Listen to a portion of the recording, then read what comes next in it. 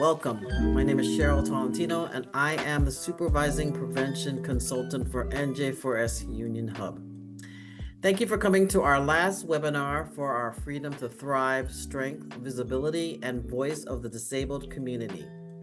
Today's presentation will be Caregiver Fatigue, Mental Health for Those Who Care for People with Disability, given by our own prevention consultant, Jasmine Marcus. Jasmine Marcus has been working as a prevention consultant at NJ4S Union for a little over a year. Congratulations. Happy anniversary. With years of experience and studies in special education, sociality, and social justice, while fostering today's youth on race and ethnic diversity, Jasmine thrives on enhancing communities. Jasmine will be continuing her education by obtaining a Master's of Arts in Social Science with a concentration in sociology, in hopes of enlightening the communities of the social world in which we live and which influences our lives.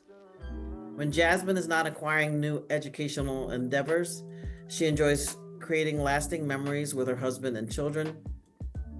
Coming from a West Indian background, family has always been a huge part of her life. Jasmine cherishes every moment she spends with her family and friends. Without further ado, I will hand it over to Jasmine for their presentation on caregiver fatigue. Thank you, Cheryl. Hi, everyone. Let me share my screen. So as Cheryl mentioned, today we'll be talking about caregiver fatigue, mental health for those who care for people with disabilities.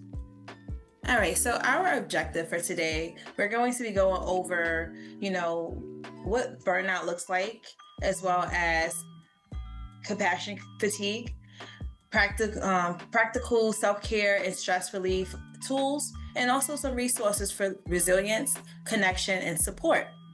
And just as a disclaimer, some of this may be a little heavy for those who are caring for individuals. So I want to just give you space and grace, to take a moment if you need to while listening. Okay? Thank you. Okay, so a little check-in. As we know, caregivers in general is an essential part of the care team.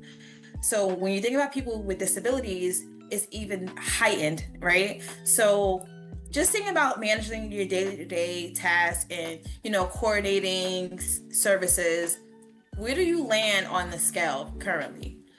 You can write in the chat, would you say that you're currently thriving, surviving, or feeling burned out? I know for myself right now, I feel like I'm in between that thriving and surviving point. I'm kind of in between. So, and it's normal and it's natural to have surviving. Okay, all right, Brianna. In the middle, in between. Yes, a lot. It depends on the day. Yep. Surviving. And it's hard, when you think about it. We thriving out here. Okay. I love that. Surviving and thriving. Okay. All right.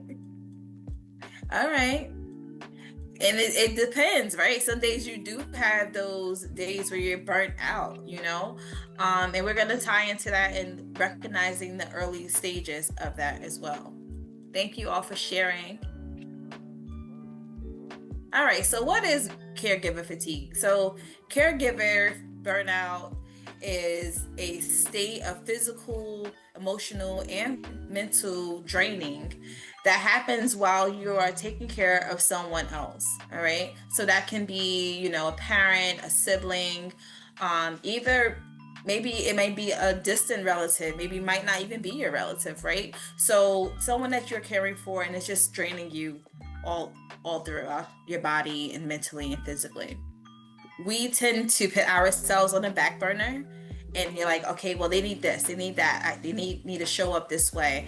And sometimes it's hard to do that every day, even every month, even if it's that one time a month you have to go and do something. It's like, because you still have a life that you have to deal with. And this is all natural and it's normal to feel these ways.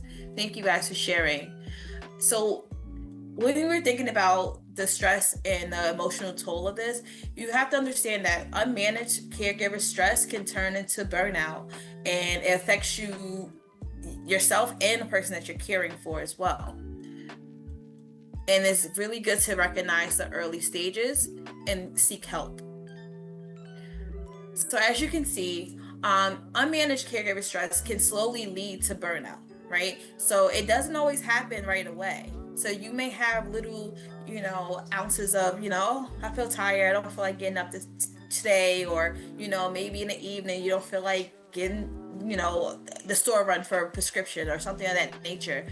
It can sneak up on you, right? And then sometimes once it hits you, you don't recognize like what's happening. So we have to understand those little moments where you're like, okay, what's happening now? My body's shifting, my mood is shifting, things are off. So understanding those feelings is important. So feeling of guilt, burnout, or compassion fatigue are common, but prolonged stress and emotional strain can take a serious toll on your mental health and physical health. So we have to be mindful of taking care of ourselves first prior to helping others. So why is it important to recognize these stressors early on? So as you mentioned, it can gradually lead into burnout, right? However, it doesn't always happen in the state of, like when you think about work, right? If you are overloaded with work, sometimes it's different when you have a loved one because you want to help them, you want to be there for them. And you'd rather have, I know a lot of people in my family as well, they'd rather have like a loved one take care of the elderly rather than having someone from outside the home. So, and that causes a lot of the guilt because now you're like, my family's dependent on me, I have to do this, and it weighs on you a lot, especially when you also have, aspirations to do other things. So realize when you're irritable, right? You feeling, a feeling of detachment. Making sure that you understand what is happening into your body is essential for caring for someone else. We have to care for ourselves first prior to helping others. So some of the impact of caregiver stress in a 2009 AARP National Alliance for Caregiving study, 44% of caregivers said they lack a choice in taking on the caregiving role, which is a lot. Like, think about that. You don't have a choice. This is just what it is. You're you're the only one that's available. Sorry, here you go. Take care of your grandmother, take care of your parent, whomever that may be. And those caregiver reports are higher stress levels for both mental and physical compared to those who chose this, right? They volunteered to help their loved one. And you have a feeling of being trapped sometimes when you are in these roles because it's linked to the increased, caregiver burnout. So within this, building resilience for self-care. Thinking about what you do currently right now, what is one self-care strategy that has helped you recently? Big or small, whatever it may be, what is something that has made a difference in your day or week by taking on your own self-care first? What is something that you have done recently? Just for yourself, nobody else. What is something that you have done with strategy? Quiet time. Ooh, okay. I know a lot of you guys know I love me a good bath or a spa day. I haven't done that lately, but I want to get back to it. A nap, walking. I want to take a walk so bad. I just haven't.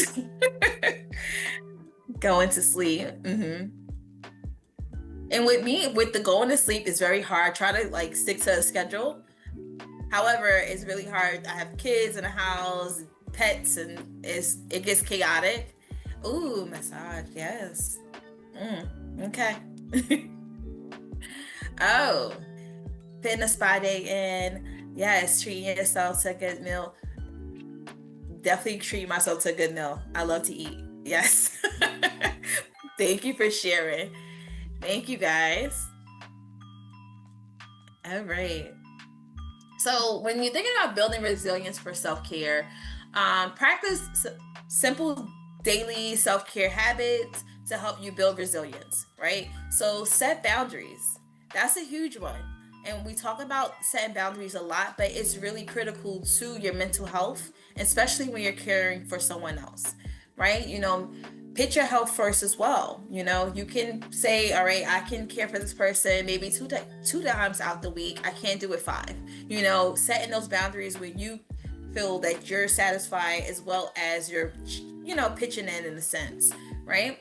So build resilience with tools like mindfulness, daily routines. So even if it's a simple, skincare routine in the evening or in the morning, that helps to make you feel good about yourself and build that, confidence, and it just helps you mentally. Believe me, when you get up and you feel good, even if it's putting on makeup or doing your hair, a nice shower, whatever that may look like, that can help you with your self-care habits and build that resilience when you're caring for others. And then also use mental health supports, therapy, peer groups, just talking to someone that you trust. It could be a sibling, a cousin, maybe a coworker. Whoever that may be for you to help you in your mental health is essential. There are some resources and support networks. I won't go over it completely. If you take a chance to read it and take a screenshot if you would like. But these are some resources for your loved ones to seek help, assistance. If you need a break, they also have those built in as well. If you know of someone who is caring for a loved one and they have somewhere, it's built in where you can actually schedule a time frame where you have someone else come in and care for your loved one for a certain time frame, so you can get out, get a break, or get a meal or something of that nature. And I think it's really beneficial, especially everyone needs a break. You need that time to yourself once in a while, to kind of to detach, right? So you have that moment to separate yourself from what you're doing on a daily. Burnout prevention plan. I would like for each and every one of you to pick at least one of the three listed burnout prevention plan and commit to it for this upcoming week. So one, boundary. So one boundary you'll set this week, one self-care activity you'll schedule, or one support person or outlet you'll connect with. So write it down, take a picture of it, whatever you feel is necessary, and kind of stick to it. This is like your commitment to yourself, right? You don't have to share with anyone else, but I think it is beneficial that we all look at the results of our quiz and kind of take that into account of how we could benefit, going forward and what we need for ourselves, all right? And once we have that set, for me, I'm not sure which one I will be doing. I'm in between the self-care activity and maybe not, maybe the boundary. I'll figure out what I'll set this week. But one of those two. And we're going to close it out now, guys. Thank you so much. Thank you, Jasmine, for that very informative and resourceful presentation. I'm thinking that a lot of individuals, even though you might not be in the position right now, that if you have loved ones or if you're connected with family, eventually there'll come a time when you might need these resources and this. So keep it put in your back pocket. Hopefully it doesn't come to that, but we're living in a society that's very fragmented, and we don't have. The families are smaller, so there's not a lot of people to rely on. Sometimes we're going to have to take care of our partners, our parents, our children, in a way, and we need as much resources as we can get in the community. So thank you, Jasmine. I want to thank you for everyone for spending this half hour with us, and hopefully you found it as just as informative as I have. I'm going to put in, I think Grace already put in the feedback form, but just in case I put the link in as well with regards to where you can, I didn't send it, I apologize. where you can provide us hopefully positive feedback about the presentation that you saw. Give us suggestions on what other presentations or topics you would like to see in the future. We greatly appreciate it. All these submissions are anonymous, and it helps improve the quality of our presentations. I hopefully that you enjoyed it so much that you're going to come back next week when we start our August webinar series, which will be Back to School Jitters. It's that time again for those who are students or for those who are parents. We got to start preparing our youth to go back to school, and we will be presenting a topic on inclusive education next Monday, and it's presented by our own Josetta Bentley. So hopefully you guys I'll be seeing your faces here in this webinar series next Monday, and I appreciate it. If you would like to see our staff in action and in person in the community, please follow us on our social media at NJ4S Union, or if you have any questions about our program, you can email us as NJ4SUnion@Prevention Links. I appreciate you guys. Hopefully you enjoy the rest of your week and stay cool.